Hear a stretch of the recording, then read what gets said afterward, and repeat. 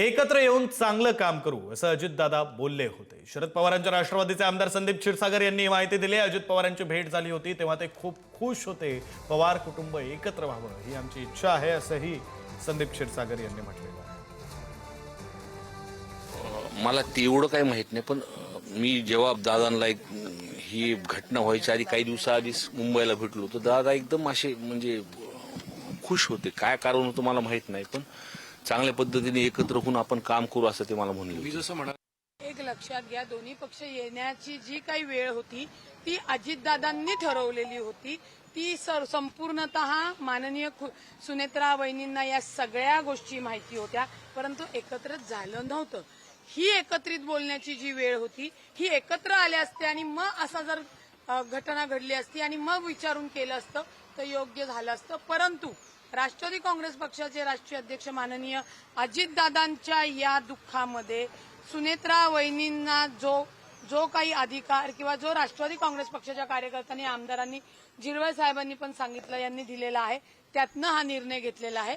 भवितव्यामध्ये दोन्ही म्हणजे संपूर्ण पवार कुटुंब बसून एकत्रेचा जर निर्णय असेल ती दादांची इच्छा होती, त्यामुळे वहिनी त्या पद्धतीने त्याचा ती अंमलबजावणी करती। कि हमारे नेता ने अभी तक हमारे से इस बारे में कभी बात नहीं, क्योंकि पिछले 2 महीने से हम देखेंगे तो सभी लोग चुनाव में ही बिजी रहते थे और चुनाव होने के टाइम पे हमारी साप्ताहिक बैठक भी नहीं होती, तो इसके बारे में हमें कभी भी पार्टी की तरफ से या दादा की तरफ से कभी कोई बात नहीं की गई थी। मीडिया में हमेशा चलते रहा और लोग हमेशा बोलते रहे, जिस तरीके से राष्ट्रवादी कांग्रेस पार्टी शरद चंद्र पवार के लोग हैं उन्होंने बार बार पिछले 2 दिन में लगातार ये बातें कही है। अगर ऐसा कुछ है और दादा की कोई इच्छा अगर रही होगी तो पार्टी और जो पवार फैमिली है वो आपस में बैठ के डिस्कस करके जो भी हमारे साथ डिस्कस करेगी, जैसे आगे बढ़ाना चाहेगी उस पर हम डिस्कशन करके ही कुछ बोल सकते हैं।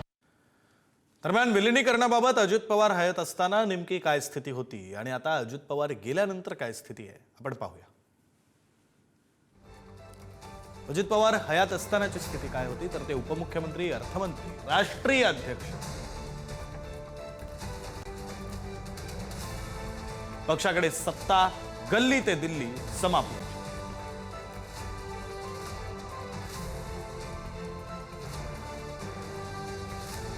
अजित पवार हाच पक्षाचा चेहरा, अर्थात अजित पवारच पक्षाचा चेहरा होते। पहिल्या फळीत फक्त अजित पवार होते, बाकीचे नेते हे दुसऱ्या फळीत। शरद पवारांना समांतर नेतृत्व हे अजित पवार यांनी पक्ष वेगळा केल्यापासून, पक्षातून बाहेर पडल्यापासून मेहनत करून स्वतःला समांतर नेतृत्व म्हणून सिद्ध केलं होतं। राष्ट्रवादीचं एकत्रीकरण म्हणजे दादांच्या राष्ट्रवादीत काकांची राष्ट्रवादी सामावणं असं होतं। विलिनीकरणानंतर दादाच अखंड राष्ट्रवादीचे प्रमुख राहिले असते अशी परिस्थिती। अजित पवारांची राष्ट्रवादी भाजपसोबत होती व आहे।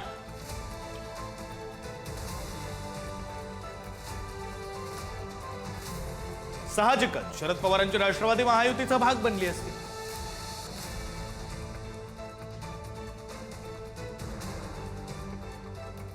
सुप्रिया सुळे ते रोहित पवार सर्वांना दादांच्या नेतृत्वात वाटचाल करावी लागली असती।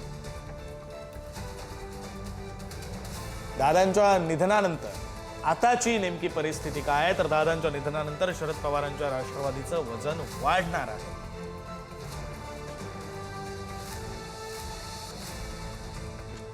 दादांच्या राष्ट्रवादीमध्ये अनेक नेते मुळात साहेबांना मानणारे आहेत। साहेबांना अर्थात शरद पवारांना। एक झाल्यास पक्षाचं नेतृत्व कोणत्या पवारांचं हा कळीचा मुद्दा ठरू शकतो।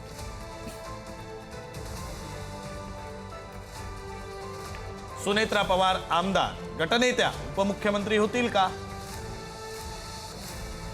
सध्याची परिस्थिती पाहता होती।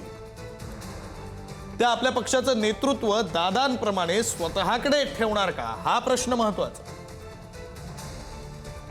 सध्याची माहिती समोर येते त्यानुसार याही प्रश्नाचं उत्तर हो असं आहे। पार्थ आणि सुनेत्रा पवारांच्या लॉन्चिंगला मोठा विरोध झाला होता। तो इतिहास सोडून सुनेत्रा पवार एकत्रीकरण स्वीकारतील का हाही प्रश्न महत्त्वाचा आहे। पक्षाच्या राष्ट्रीय अध्यक्ष आता सुनेत्रा पवार होतील ही चर्चा सुरू आहे आणि ती चर्चा सुरू असताना त्या एकत्रीकरण स्वीकारणार का? सुनेत्रा पवार, जय पवार, पार्थ पवार आणि शरद पवार, सुप्रिया सुळे, रोहित पवार यांच्यातील सामंजस्य हाच अखंड राष्ट्रवादीचा पाया असणार आहे.